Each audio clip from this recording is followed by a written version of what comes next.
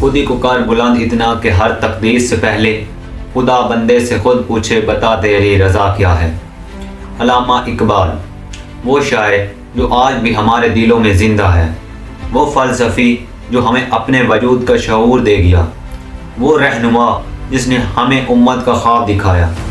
علامہ اقبال کا نام ہی ایسا ہے جو دلوں میں ایک گونج پیدا کرتا ہے، ایک شخص جس نے اپنی شاعری اور فکر کے ذریعے دنیا کو اس بات کا احساس دلایا کہ مسلمان اپنا ایک خودی کا تصور رکھتا ہے، امت کی عظمت کو سمجھتا ہے۔ مگر کیا ہم واقعی ہی ان کے خواب کو سمجھ پائے ہیں؟ کیا ہم نے ان کے پیغام کو اپنے دل میں محسوس کرتے ہیں؟ کیا ہم اب بھی ان کے پیغام پر عمل کر رہے ہیں، یا صرف ان کی شاعری کو کتابوں میں دفن کر دیا ہے؟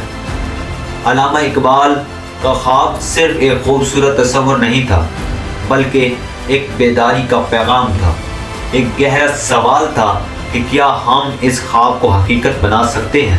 اقبال کا خواب ایک آزاد مسلم امت کا تھا جو اپنی خودی کو پہچانے، جو دنیا کے سامنے اپنی حقیقت کو منوائے۔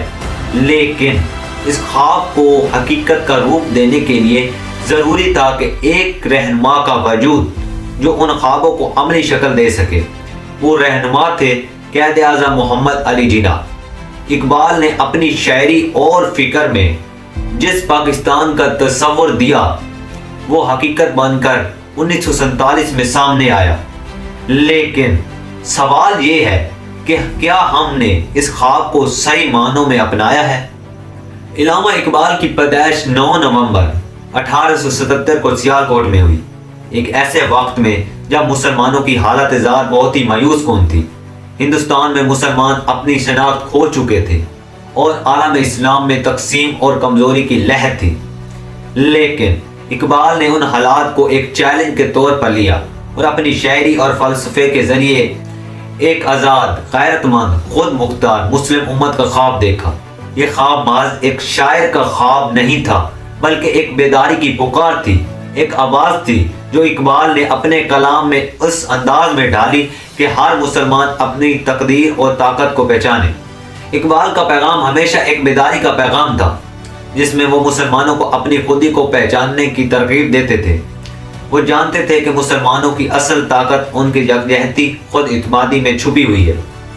انہوں نے اپنی شاعری کو اس مقصد کے لیے وقف کیا کہ مسلمان بیدار ہوں، اپنی حقیقت کو سمجھیں اور اپنے خواب کو حقیقت کا روپ دیں۔ ان کا پیغام ایک جاگنے کی پکار تھی، ایک ایسی آواز تھی جو ہر ایک کو اپنی نیند سے جگانے کے لیے دی گئی تھی۔ اقبال نے اپنی پوری زندگی اس خواب کو حقیقت بنانے کے لیے قربان کر دی۔ وہ صرف ایک شاعر ہی نہیں تھے، بلکہ ایک فلسفی، ایک رہنما بھی تھے، جو اپنی شاعری کے ذریعے مسلمانوں کو ایک نیا شعور دے رہے تھے۔ ان کا خواب ایک مضبوط اور متحد امت کا تھا، لیکن اس خواب کو حقیقت بنانے کے لیے ایک قائد کی ضرورت تھی، اور یہ قائد بنے قائد اعظم محمد علی جناح۔ اقبال کے خواب کو عملی شکل دینے کے لیے جناح کی قیادت ضروری تھی، جس کے بعد پاکستان کا قیام ممکن ہوا۔ اقبال نے ہمیشہ کہا تھا، پاکستان کا خواب دیکھنے والا شخص محمد علی جناح ہے اور میں صرف اس کی رہنمائی کر رہا ہوں۔ افسوس کہ اقبال اپنے خواب کی تکمیل دیکھنے کے لیے زندہ نہ رہ سکے، اور 21 اپریل سن 1938 کو لاہور میں ان کا انتقال ہو گیا۔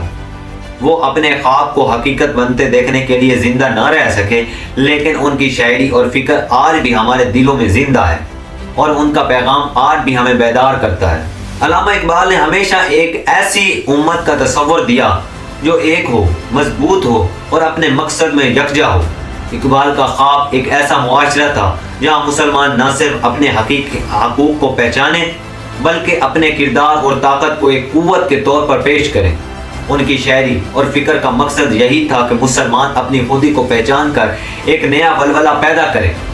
اس خواب کو حقیقت کا روپ دینے کے لیے سن 1930 میں اقبال نے پاکستان کا خواب دیکھا، اور یہ خواب ایک سیاسی حقیقت میں سن 1947 میں بدل گیا۔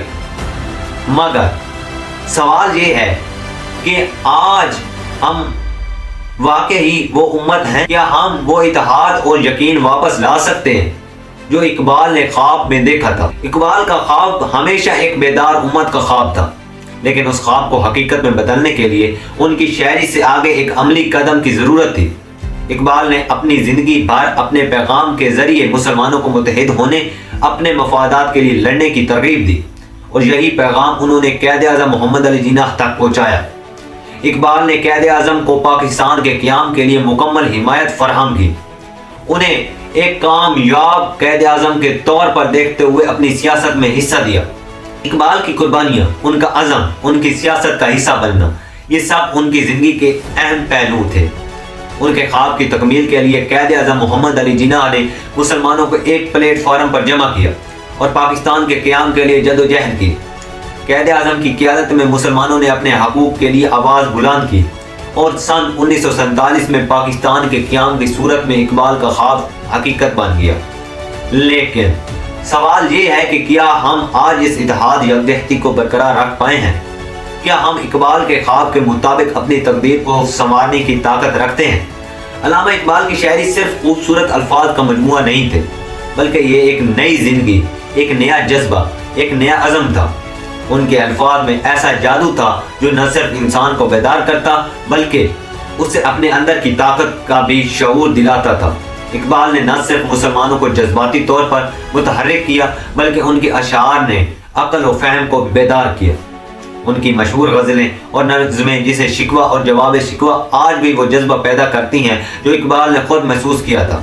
ان کی شاعری میں جس شدت سے خودی، آزادی اور عزت نفس کی گئی ہے وہ آج بھی ہماری رہنمائی کرتی ہے۔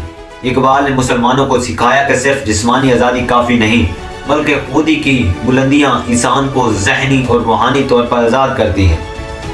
ان کی غزل خودی کو کر بلند اتنا کہ ہر تقدیر سے پہلے خدا بندے سے خود پوچھے بتا تیری رضا کیا ہے، آج بھی ہر دل میں امید اور حوصلے کا پیغام دیتی ہے۔